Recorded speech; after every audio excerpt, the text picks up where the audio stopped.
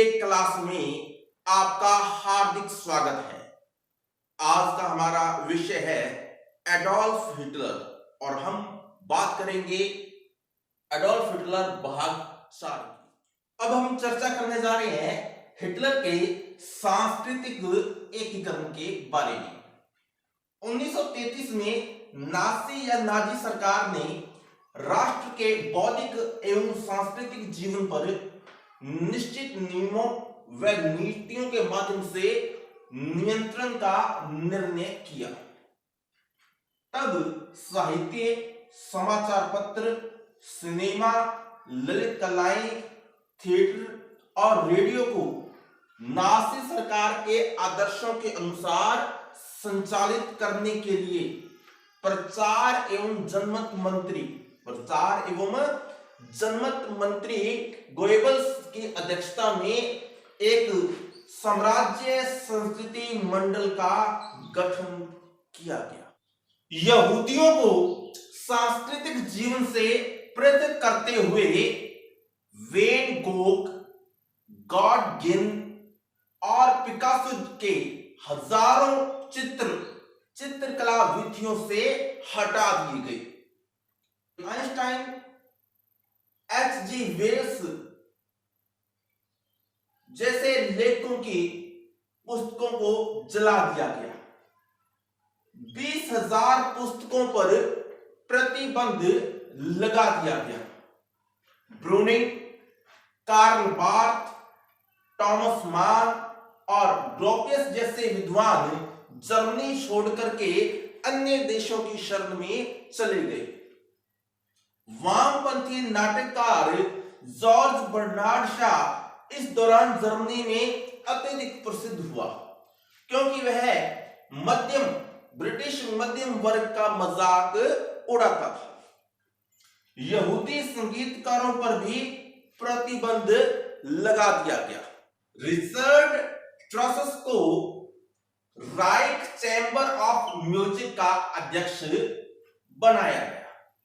संगीतकार वागनर को हिटलर अत्यधिक पसंद करता था और वागनर की उस समय लोकप्रियता भी काफी ज्यादा थी। बर्लिन तथा न्यूरम्बर्ग शहरों को फिर से बनाया गया, अर्थात उनका पुनर्निर्माण शुरू करवाया गया और ऐसा हिटलर ने सत्ता का प्रदर्शन करने के लिए किया था। हिटलर अपनी सत्ता का प्रदर्शन करना चाहता था। अब बात करेंगे बच्चों व महिलाओं के प्रति नजरिए की।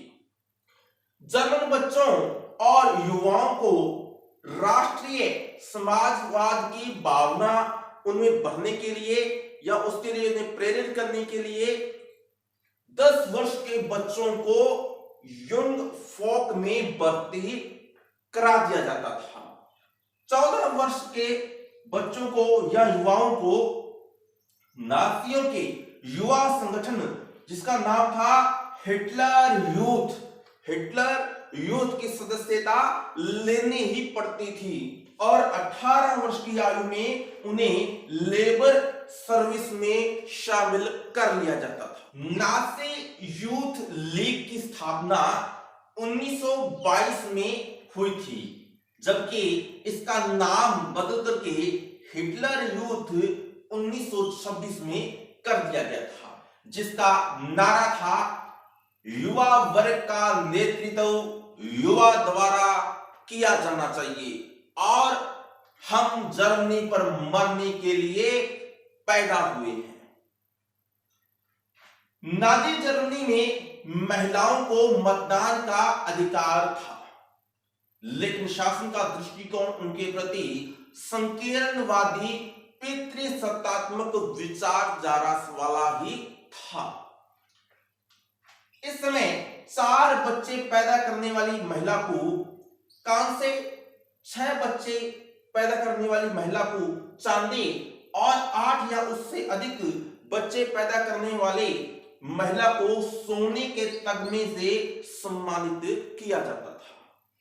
1933 में हिटलर ने महिलाओं को राज्य का महत्वपूर्ण नागरिक माना था, लेकिन अगर कोई महिला आचार संहिता का उल्लंघन करती थी तो उसका सिर गंजा करके उसके मुंह पर कालिक पोत करके उसे पूरे शहर में घुमाया जाता और उसके गले में एक तख्ती लटका दी जाती जिस पर लिखा होता था, मैंने राष्ट्र के सम्मान को मलिन किया है। महिलाओं को नाजी आदर्शों की शिक्षा देने के लिए उस समय 3 प्रमुख संगठन थे। पहला द जर्मन वुमेन्स एंटरप्राइजेज, जिसका प्रमुख कार्य था महिलाओं को उपभोक्ता सलाह और पाक शास्त्र में निपुण करने के लिए प्रोत्साहन देना। पाक शास्त्र का तात्पर्य है भोजन बनाने की विधि के बारे में बताना। दूसरा है द नेशनल सोशलिस्ट वुमनहुड, और इसका कार्य होता था विवाह, मातृत्व, परिवार और नस्ल जैसे मुद्दों पर बल देना। तीसरा संगठन जो था वह था द राइट्स मदर सर्विस, बच्चों की देखभाल पर बल देता था। अब बात करेंगे हिटलर की आर्थिक नीति के बारे में।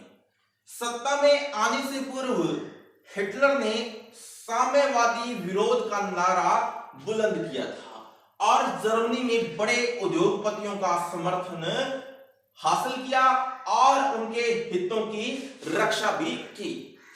जर्मनी की सबसे बड़ी कंपनी के संचालक डॉक्टर शिमिट को उसने आर्थिक और व्यापारिक मामलों का मंत्री बनाया। जर्मन उद्योगपतियों के संघ के अध्यक्ष क्रुप वान वोलोन तथा राइनलैंड क्षेत्र के औद्योगिक संगठन के अध्यक्ष थाइसन को आर्थिक समस्याओं के विषयों के परामर्श का कार्य सौंपा गया।